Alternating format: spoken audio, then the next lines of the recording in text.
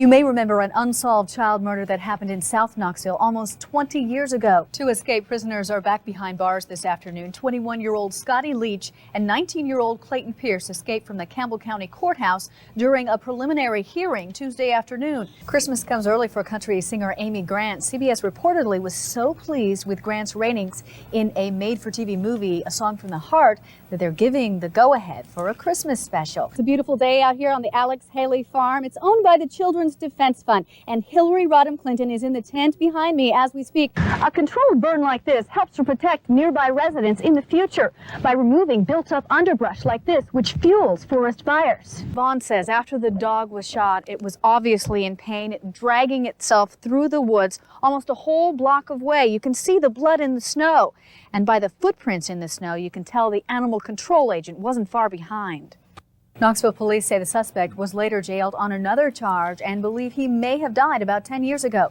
The Peaches Short case is the only unsolved child murder in our area in the last 2 decades. And an interesting note, John Benet Ramsey's body was found December 26, 1996, and Peaches Short's was reported missing on December 26, 1990. A Claiborne County teacher is in trouble with the law. Earlier this week, the Claiborne County Drug Task Force found marijuana plants in the backyard and in the basement of Porter and Gail Massengill.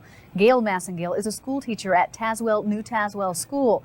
The couple was charged with manufacturing and possession of marijuana. They were released from the Claiborne County Jail on a $10,000 bond each. A preliminary hearing is set for November 4th. An inmate at the McMinn County Justice Center is on the run today. 41-year-old Clifton Mitchell escaped just before 8 last night. He cut through a fence in the recreation yard.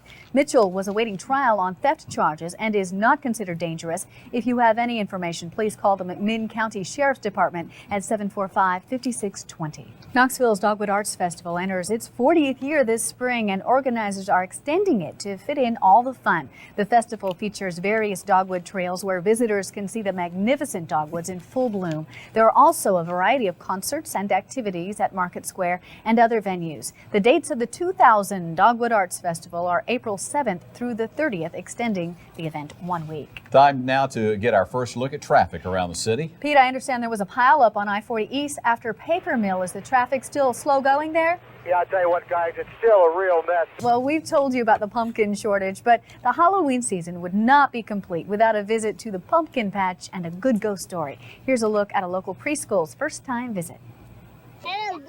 Some good advice. You know, my dad always said you needed to thump them, or maybe that was the watermelons, I'm not sure, to know if they were good. I remember when I was a kid, getting in all that in the fall, that is so jumping in leaves, isn't that fun? Yeah, they were having a great time. Well, they say diamonds are a girl's best friend. Coming up on Volunteer News at 5, we'll give you a preview of some fine jewelry that might even dazzle you guys out there, too. Really?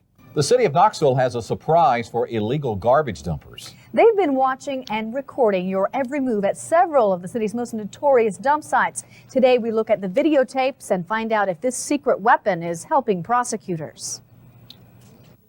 Illegal trash dumpers, beware. Big Brother is watching. Look at this site in East Knoxville. Now look a little closer. You'll find an electronic eye spying on several illegal dump sites. It is a weather protected, motion sensitive, low light type camera, and we can hide it in places that nobody ever finds. The city of Knoxville has been using the camera for the past 6 months and so far has not been able to prosecute anyone. But since a Volunteer News investigation in June of 1998, they are finding illegal dumpers in another way.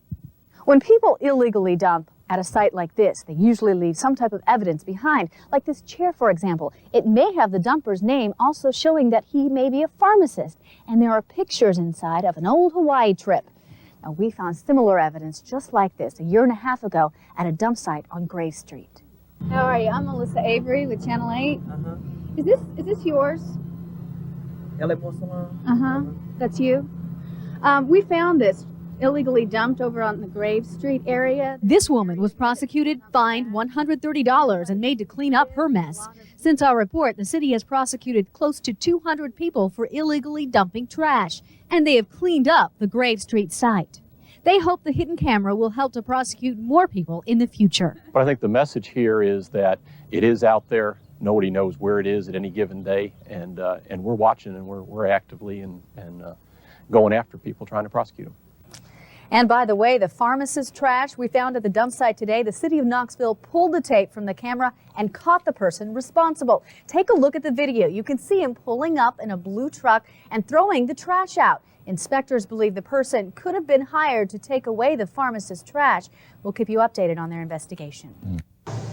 Alex Boone is your average 5-year-old boy. But what he went through Tuesday is not your average boyhood experience. My friends left, my teachers left, and I was the only one there. Alex was left behind after the rest of his daycare went on a field trip.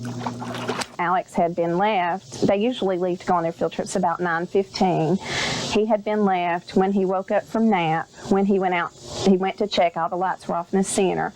He went to check to see if they were out on the playground, and they weren't. So when he went out the front door, he got locked out.